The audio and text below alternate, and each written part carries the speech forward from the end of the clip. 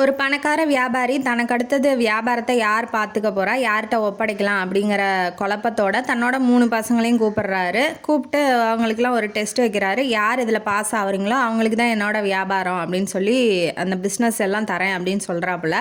சரின்னு 3 பேரும் ஒத்துக்கிறாங்க. அது என்ன டெஸ்ட் அப்படின்னா, புத்த மடாலயத்துக்கு போய் நீங்கள் சீப்பு வித்துட்டு வரணும் அப்படின்னு சொல்லி சொல்கிறாப்புல. இவங்களுக்கு 3 பேத்துக்கும் ஷாக்கு. என்னடா சொல்கிறீங்க, புத்த மடாலயத்துக்கு வர்ற பிக்ஷுகள் எல்லாம் முடியே இருக்காது, அவங்கள்ட்ட போய் சீப்பை எப்படிடா வைக்கிறதுன்னு சொல்லி ரொம்ப கஷ்டத்தில் நிற்கிறாங்க. 3 பேத்துக்கு பெரிய கஷ்டமாக அது இருக்குது. என்ன பண்ணுறாங்க, டைம் கேட்குறாங்க. சரி 1 மாதம் டைம் எடுத்துக்கோங்க அப்படின்னு சொல்லி அனுப்பிச்சி விட்றாப்புல.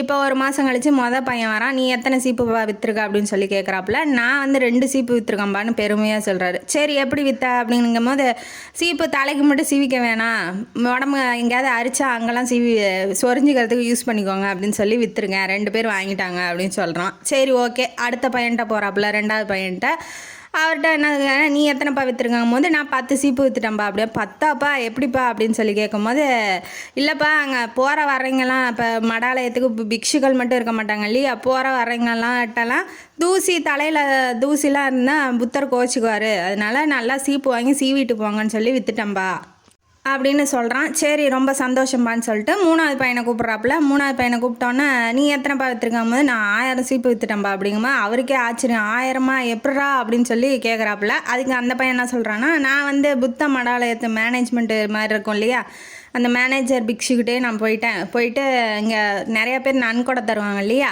அவங்களுக்கெல்லாம் என்ன கிஃப்ட் தர போகிறீங்கன்னு கேட்டேன். அதுக்கு நீயே சொல்லுப்பாங்கும் போது, நான் சீப்பு தரேன், அதாவது புத்தரோட வரிகள் அச்சடிக்கப்பட்ட சீப்பு தரேன், அதை கிஃப்டாக கொடுத்துருங்க அப்படின்னு சொல்லி அவங்கள்ட்ட விற்றுட்டேன்ப்பா. இது தொடர்ந்து நடந்துக்கிட்டே தான் இருக்கும், ஏன்னா நன்கொடை நிறையா பேர் கொடுப்பாங்க இல்லையா, இவன் சீப்பை தொடர்ந்து விற்றுக்கிட்டே இருக்கலாம். இவரோட டெக்னிக்கும் இவன் யூஸ் பண்ண டெக்னிக்கும் உழைப்பும் பார்த்துட்டு அவர் ரொம்ப வியப்படைஞ்சிட்டு அந்த வியாபாரத்தை 3வது பையன்ட்டே ஒப்படைச்சிட்டாரு.